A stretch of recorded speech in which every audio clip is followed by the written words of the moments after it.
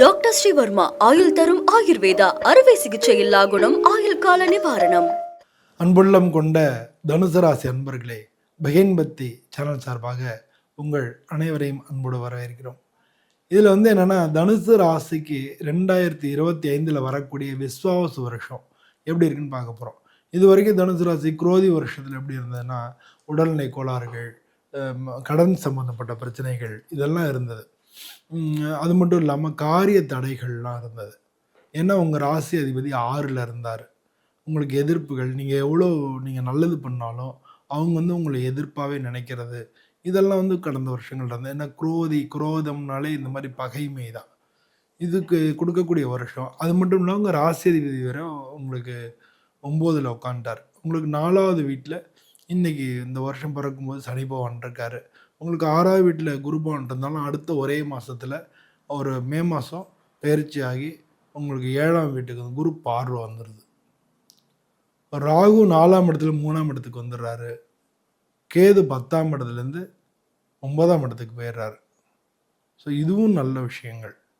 So Rahu Ketu உங்களுக்கு best பிளேஸில் இருக்குது, சனி பெஸ்ட்டு பிளேஸில் இருக்குது, குரு பெஸ்ட்டு பிளேஸில் இருக்குது. ஸோ இந்த வருஷம் ரொம்ப முக்கியமாக நல்ல விஷயங்களை அடைய போகிற ஒரு ராசிகளில் தனுசு ராசி ஒன்று.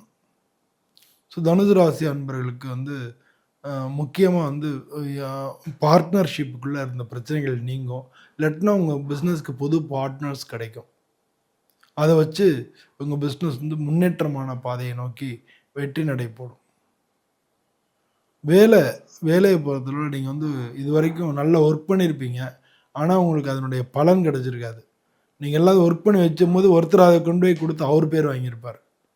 உங்களுடைய உழைப்புக்கான பலன் உங்களுக்கு கிடச்சிருக்காது. இனிமேல் உங்களோட உழைப்புக்கு அங்கீகாரம், அதுக்கான பலன்கள்லாம் கிடைக்கிறதுக்கு உண்டான வாய்ப்புகள் மிக மிக பிரகாசமாக இருக்குது.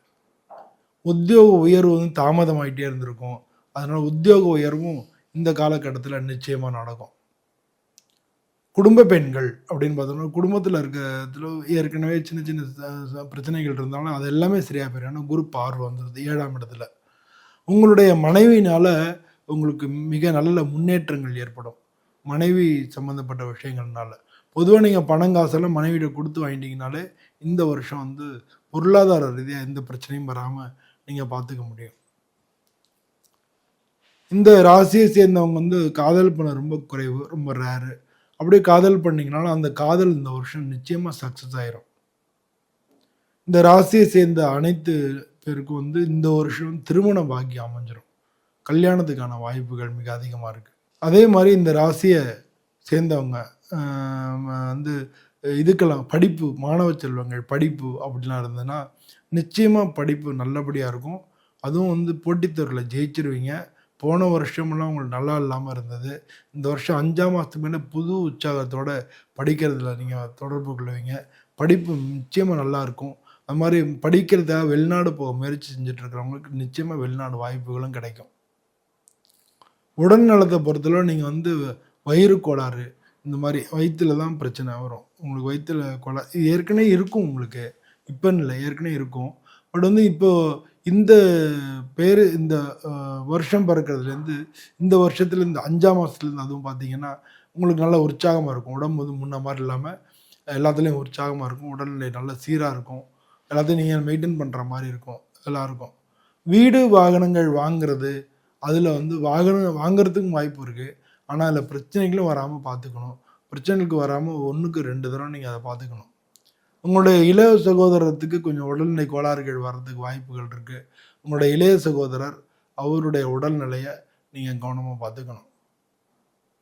உங்களுக்கு அப்பா இருந்தாங்கன்னா அப்பாவுடைய உடல்நிலையும் பார்த்துக்கணும். அவங்களுக்கும் உடல்நிலை கோளாறுகள் வரத்துக்கு வாய்ப்புகள் நிறையா இருக்குது.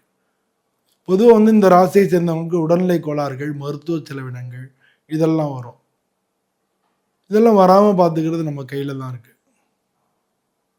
பொதுவாக இந்த தனுசு ராசிக்காரங்கள் இந்த ராசியில் எந்த கிரகமும் நீச்சம் அடையிறதில்லை, அது மாதிரி உச்சமும் அடையிறதில்லை. காலபுருஷத்தில் 9வது வீடாக தனுசு ராசி இருக்குது. தனுசு ராசி அப்படின்றது பாக்யஸ்தானம்னு பேர்.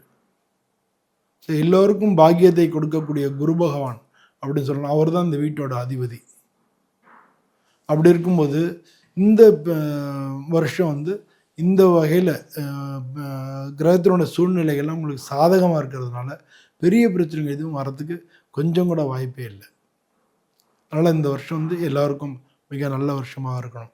நீங்கள் வணங்க வேண்டிய தெய்வம் அப்படின்னா பொதுவாக வந்து தனுசு ராசிக்காரங்க இந்த வருஷம் நீங்கள் வணங்குறதுக்கு ஆஞ்சநேயரை விடாமல் பிடிச்சிங்க. ஒவ்வொரு சனிக்கிழமையும் ஆஞ்சநேயரை வணங்கிக்கோங்க. வாகன கோளாறுகள், இடம் சம்பந்தப்பட்ட விஷயங்கள் வராமல் பாதுகாத்துக்கலாம். பொதுவாக பிஸ்னஸ் அது மாதிரியான விஷயங்கள் இருந்த தடைகள் நீங்கி அதெல்லாம் நல்லபடியாக நடக்கும். உங்களுக்கு வேலைகளில் இருக்கக்கூடிய பிரச்சனைகள் நீங்கி அதெல்லாம் கிடைக்கும். இன்னும் வெளிநாடு சம்மந்தப்பட்ட விஷயங்களில் லாபங்கள் கிடைக்கும். அரசாங்கம் சம்மந்தப்பட்ட விஷயங்களில் ஒரு சில பேருக்கு பிரச்சனைகள் ஏற்படலாம். ஆனால் வந்து அதெல்லாம் சமாளித்து வந்துடுவீங்க. எல்லாமே வந்துடுறதுக்கான வாய்ப்புகள் தான் நிறையா இருக்குது. இதுதான் இந்த வருஷம் ஜென்ரலாக தனுசு ராசிக்கு நடக்க இருக்கு. தனுசு ராசி அன்பர்கள் அனைவருக்கும் பிகைன்பத்தி சேனல் சார்பாக எனது பணிவான வணக்கங்களை தெரிவித்துக் கொள்கிறேன். நன்றி.